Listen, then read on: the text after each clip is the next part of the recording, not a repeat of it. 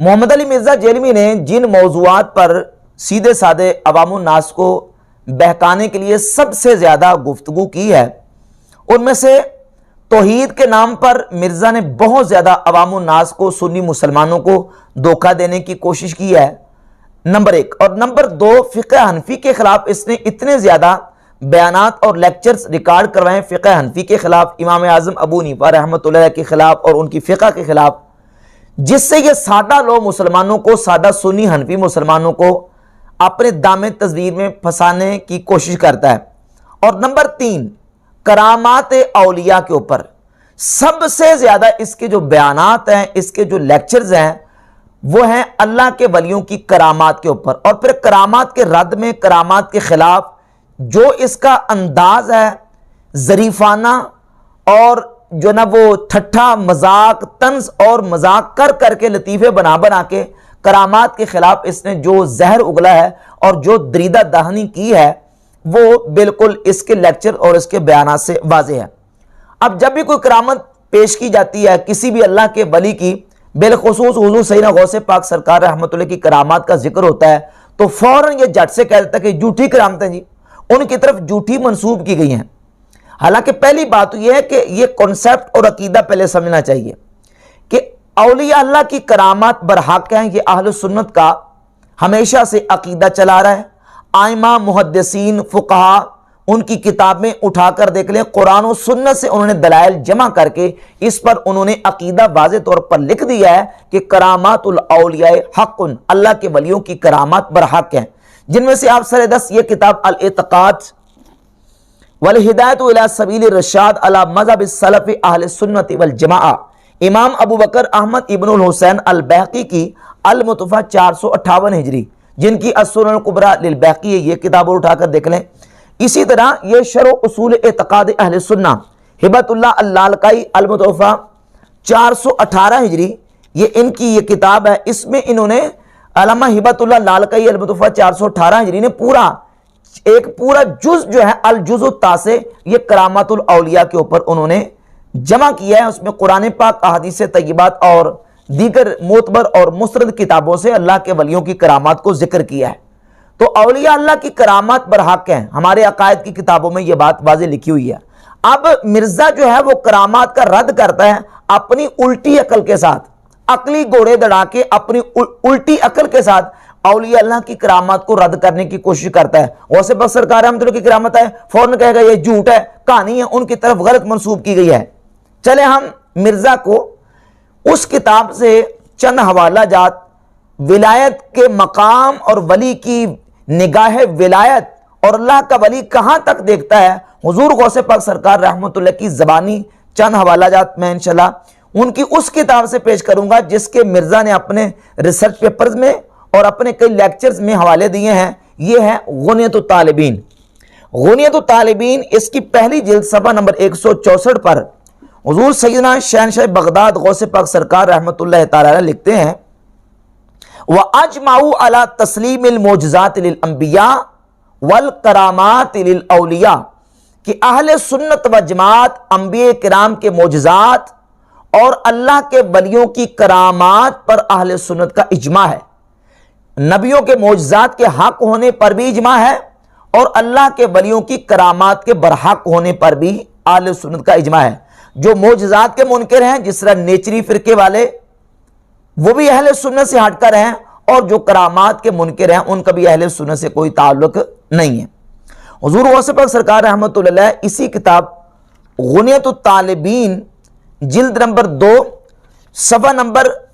275 پر لکھتے ہیں نبوت اور ولایت کا فرق۔ فرماتے ہیں کہ نبی کو اللہ رب العزت وحی اس پر نازل کرتا ہے، اور وحی کا ماننا فرض ہے، وحی کا منکر کافر ہے، اور اللہ رب العزت اپنے ولی کو بطور الہام اس کے دل میں بات ڈال دیتا ہے۔ صفحہ 275 پہ لکھتے ہیں اما الولایات فہی لمن تولی اللہ عز وجل حدیثہ علی طریق الالہام، کہ ولایت کیا ہے کہ جس کو اللہ رب العزت پسند کرتا ہے تو اس کو اللہ رب العزت یہ شرف دیتا ہے کہ اللہ تعالیٰ اس کے دل میں بطریق الہام بات کو ڈال دیتا ہے۔ یعنی اللہ رب العزت اس پر اپنا الہام کرتا ہے اور الہام کے ذریعے اس کے دل میں وہ امور منکشف کر کے وہ چیز اس کے دل میں وہ بات ڈال دیتا ہے۔ اور ایک واقعہ حضور غوث پاک سرکار رحمت اللہ تعالی علیہ نے اپنی اسی کتاب غنیۃ الطالبین کی جلد نمبر 2 صفحہ 319 پر سیدنا تیفور ابن عیسیٰ بایزید بسطامی رحمت اللہ علیہ کا ذکر کیا کہ بایزید بسطامی رحمت اللہ کی بارگاہ میں ابو موسیٰ دبیلی آئے، اور وہ واقعہ تفصیل سے سرا کہتے ہیں کہ ابو موسیٰ دبیلی خود بیان کرتے ہیں کہ سألتو عبد الرحمن بن یحییٰ عن التوکل، میں نے دبیل میں عبد الرحمن بن یحییٰ سے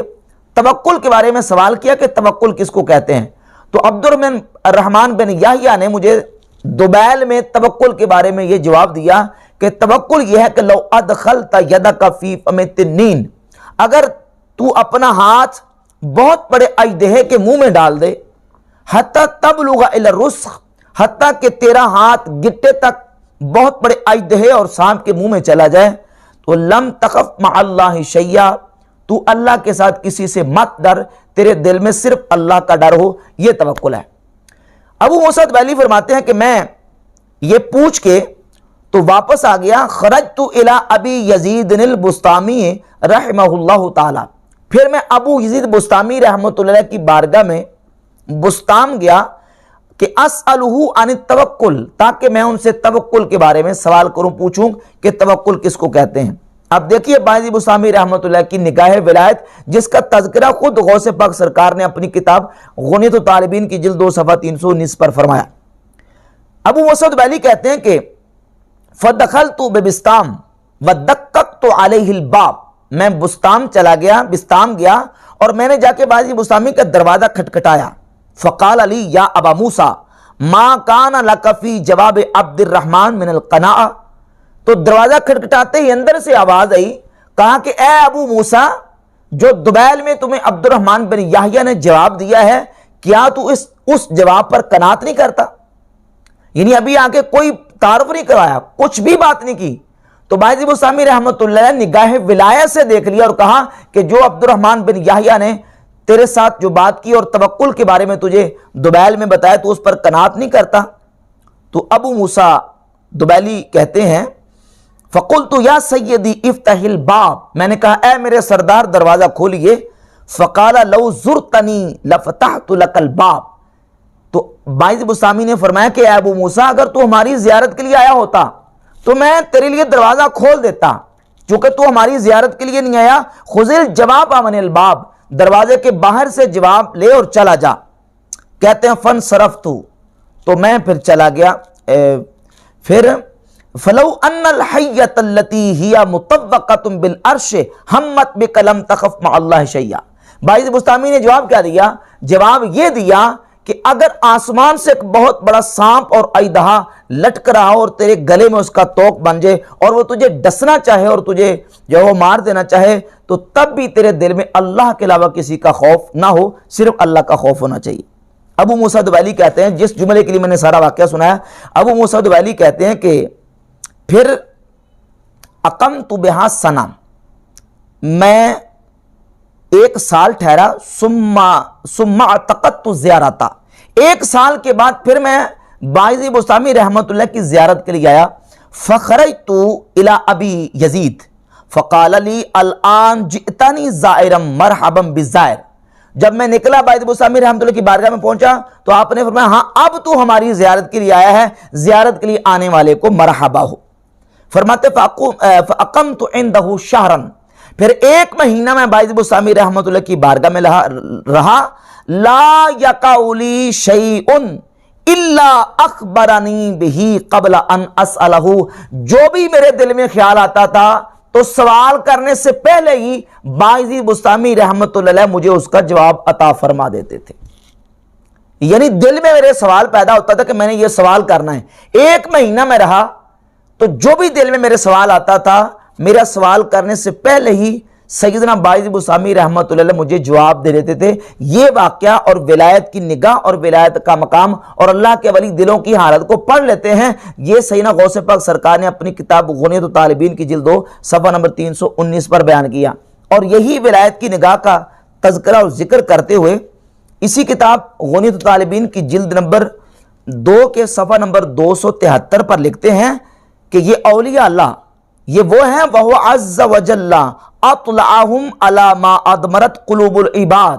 فرماتے ہیں جو بندے کے دل میں بات چھپی ہوتی ہے بندوں کے، اللہ تعالیٰ اپنے ولیوں کو ان دلوں کے اندر چھپی باتوں پر مطلع فرما دیتا ہے۔ یہ غوث پاک سرکار لکھ رہے ہیں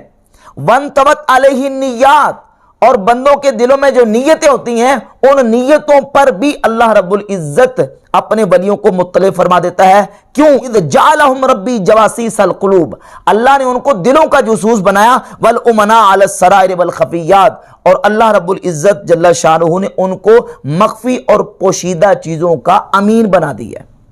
یہ ولایت کی نگاہ ہے ولی کی اللہ رب العزت نے جو اپنے ولی کو عطا فرمائی۔ اور حضور غوث پاک سرکار رحمۃ اللہ علیہ ولی کا مقام لکھتے ہوئے، اور یہ جو عبارت میں پڑھنے لگا ہوں یہ بڑے بڑے خود ساختہ نشہ توحید میں مست ہونے والے جو ہیں ان کو یہ عبارت ہضم نہیں ہوگی، اور اس کا حوالہ بھی میں آگے پیش کروں گا کہ جن کو ہضم نہیں ہوئے انہوں نے اس پر کیا کمنٹس اور کیا تبصرے کیے ہیں۔ یہ غوث پاک کی کتاب ہے کنیت الطالبین، اس کی پہلی جلد صفحہ نمبر 226 پر حضور غوث پاک سرکار رحمۃ اللہ علیہ ولیوں کا مقام بیان کرتے لکھتے ہیں قل بسم اللہ، اللہ کا نام لے، اسم الذی اجر الانہار وانبت الاشجار، اس ذات کا نام جس نے نہروں کو جاری کیا اور درختوں کو اگایا، اسم من امر البلاد باہل الطاعت من العباد، اس ذات کا نام جس نے اپنے اطاعت گزار بندوں سے جس نے شہروں کو بسا دیا، فجعلہم لہا اوتادا کالجبال، پس اللہ نے ان بندوں کو میخیں بنا دیا جس طرح پہاڑوں کو میخیں بنایا زمین پر، فصارت الارض بہم لمن علیہا کالمہاد، پس ان اطاعت گزار بندوں کی وجہ سے زمین اپنے رہنے والوں کے لیے بچھونا بن گئی، فہم الاربعون الاخیار من الابدال، اور یہ اطاعت گزار بندے جن کی وجہ سے زمین فرمایا کہ رہنے والوں کے لیے بچھونا بن گئی، یہ 40 وہ اخیار ابدال ہیں، المنزہون الرب عن الشرکاء والانداد، جو اپنے رب کی اس کے شریکوں سے پاکی بیان کرتے ہیں، وملوک فی الدنیا وشفعاء الانام یوم التناد، اور یہ اللہ کے ولی ملوک فی الدنیا، یہ دنیا کے بادشاہ ہیں اور قیامت کے دن مخلوق خدا کی شفاعت کرنے والے ہیں۔ اور اگلا جملہ نجدیت کچھ جملہ غوث پاک سرکار رحمۃ اللہ نے بیان فرمایا، فرماتے اذ خلقہم ربی مصلحۃ للعالم ورحمۃ للعباد، اللہ نے ان بندوں کو، ان نیک اولیاء کو، ابدالوں کو اس عالم کی اصلاح کے لیے پیدا کیا، وَرَحْمَةً لِلْعِبَادِ، اور اپنے بندوں پر رحمت کرنے کے لیے ان کو تخلیق فرمایا۔ یہ ولایت کا مقام غوث پاک سرکار رحمۃ اللہ علیہ نے خود اپنی کتاب غنیۃ الطالبین میں ذکر کیا، اور اسی غنیۃ الطالبین کا ایک وہابی عالم مبشر لاہوری انہوں نے ترجمہ کیا ہے، اور اسی پہرے کا ذکر کرتے ہوئے لکھتے ہیں کہ مذکورہ اقتباس جو میں نے صفحہ 226 سے پڑھا ہے غوث پاک سرکار رحمۃ اللہ علیہ کا، وابی مولوی صاحب لکھتے ہیں کہ مذکورہ اقتباس میں اوتاد و اقتاب وغیرہ کے حوالہ سے شیخ نے جو نقطہ نظر پیش کیا ہے اس کے ظاہری مفہوم کی کوئی ایسی توجیہ جس سے اس کی شرکیہ آمیزش بآسانی دور ہو سکے بہت مشکل ہے۔ بہت مشکل ہے کہ اس عبارت کو ہم شرک سے پاک ثابت کر سکیں، یہ تو ساری شرکی عبارت ہے، مگر اس بنیاد پر معاذ اللہ شیخ پر کوئی فتویٰ صادر کرنے کی بھی راقم اس لیے جسارت نہیں کر سکتا کہ ائمہ نقاد مثلا ابن تیمیہ، حافظ ذہبی، ابن حجر، ابن رجب وغیرہ نے ایسا نہیں کیا۔ چونکہ ابن تیمیہ صاحب نے شیخ عبد القادر جیلانی کو مشرک نہیں کہا، اس لیے میں بھی مشرک نہیں کہتا، ورنہ اگر ابن تیمیہ صاحب شیخ عبد القادر جیلانی کو مشرک کہہ دیتے تو ابھی مولوی صاحب کہتے ہیں کہ پھر ہمیں بھی مجبوراً کہنا پڑتا۔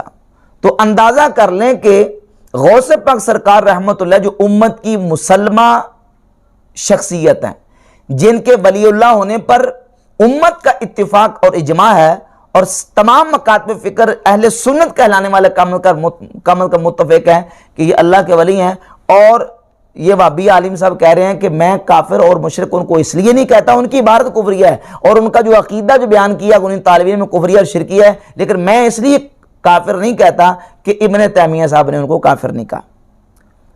تو مرزا انجینئر جو ہے وہ غوث پاک کی کرامات کو ریجیکٹ کر دیتا ہے، رد کرتا ہے کہ جھوٹی کہانیاں ان کی طرف جھوٹی منسوب کی گئی. بھائی جو ولایت کا معیار انہوں نے خود اپنی کتاب میں بیان کیا ہے وہ تو ذرا دیکھو نا وہ کیا ہے.